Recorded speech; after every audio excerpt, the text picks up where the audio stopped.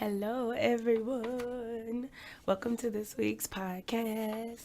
Happy MLK Day, right? I had a dream, baby, and that's what I want to talk to you about, right? We're diving right in today.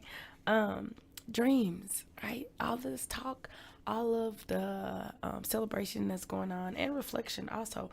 Um, Surrounding it, being MLK Day, and we are about to have a transition real quick in our leadership, political leadership, right? So it's all very timely. All right, dreams. Dreams are good for your heart. The more you eat, the more you, I don't know. I just made that up. But everybody, it seems as though whenever the clocks and calendars strike Dr. Martin Luther King Day, everybody inevitably begins to speak of that which humans have been in hot pursuit of for ages, right? Yet which has no sound, taste, smell, texture, or discernible color, right? Dreams. Time to talk about dreams, y'all, right? And so it goes, right? Every year, everybody, well, or most people who deem themselves progressive Americans, right? That's my air quotes again. They back. Nothing you can do about it. All of the progressives in America gather around the great bonfire that is the Midwest to hold hands and unify and reflect on how one man's dream made it all possible, right? Right? Schools teach young, impressionable minds that it all started with a dream, right? And the little kids color pictures of, Dr. King, and if they're lucky, maybe a couple other people who helped and who supported Dr. King in his fight for civil rights. And they read poems and, you know, sing kumbaya, right? And this is all true, right? Not disputing that. The problem is that what most people fail to mention is that Dr. King had more than a dream, right? We talk about how he had a dream. He didn't have just a dream, right? I'm going to say that again. He didn't have just a dream, right? Dr. King also had goals, ambition, faith, perseverance, determination, work ethic, courage, resilience, stamina, energy, hope, love, imagination, patience, desire, resolve, tenacity, confidence, passion, and vision. That is what Dr. King had, right? So people, we get so caught up in dreams, right? It's just such a pretty, light, fluffy word. It's like cotton candy, right? You put it in your mouth, and just when you taste it, it dissolves, right? That's a dream. That is a dream, right? And then it leaves you wondering, did that even matter? Did it ever even exist? Right? Did it ever exist? It dissolved so quickly. It's almost as if it wasn't real, right? It wasn't even real, right? Dreams are free, y'all. They are free. Now, the thing about free stuff, now, and looking at it from a business standpoint, is that one, they're readily accessible, right? Anybody can access things that are free, which, again, from a business standpoint, ain't always a good thing, right? We gotta have a price to it, right? Well, why can't everything be free then?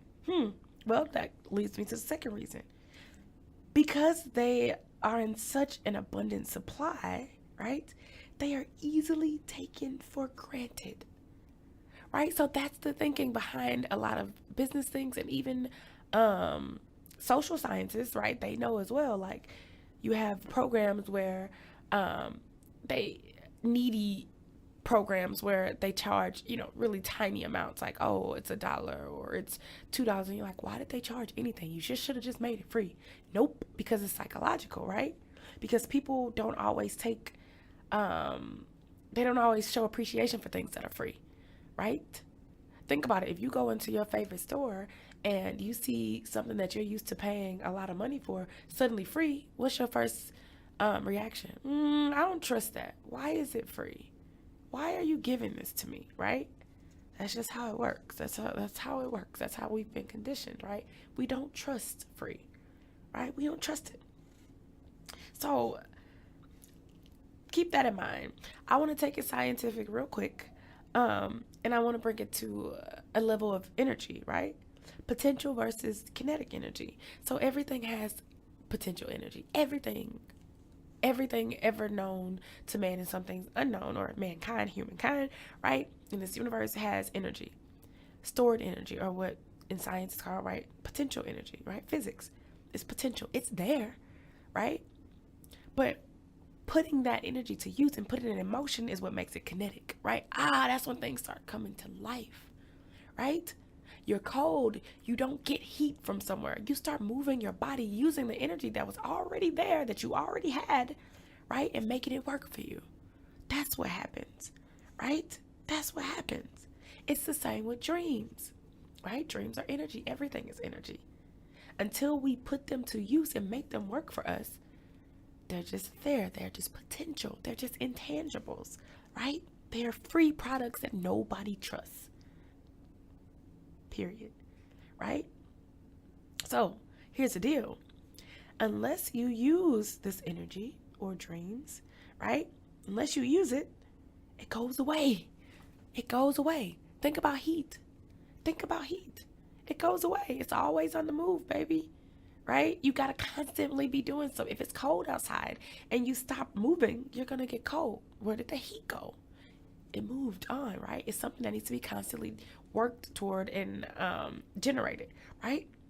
So what I want to say is dreams aren't intended to be transient beauties like butterflies, right?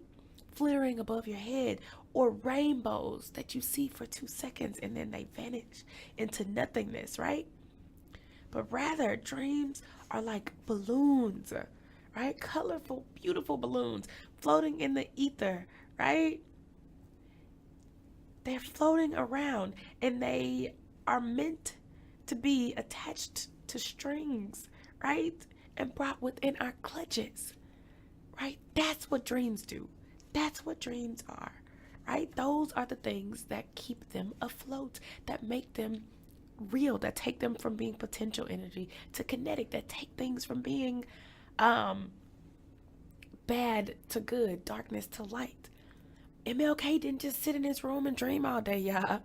He had a whole bunch of other traits that nobody's talking about, right? He did a whole bunch of other things with those dreams, with that energy that nobody is mentioning. We're telling little kids that man sat around and dreamt all day. No, he didn't just dream all day, right? And he didn't only have dreams. He had more things than dreams, right? Bring them down to your clutches, right? Bring them down. They float around. That's the nature of them. But they are meant to be tamed, right? One of the few things in this existence that are actually meant to be tamed. Your dreams are, right? So I just want to wrap it up with this. Achievement comes at a premium, right? As we delve deeper into 2017, let's not forget the legacy of dreaming, King's legacy, right?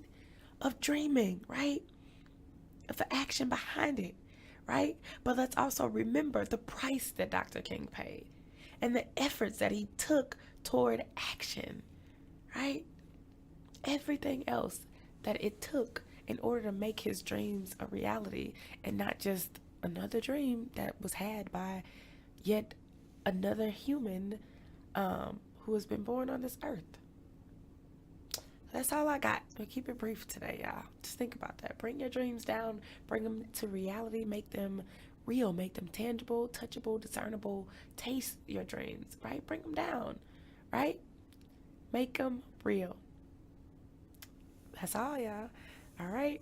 Thank you for listening to this week's podcast. I hope it helped.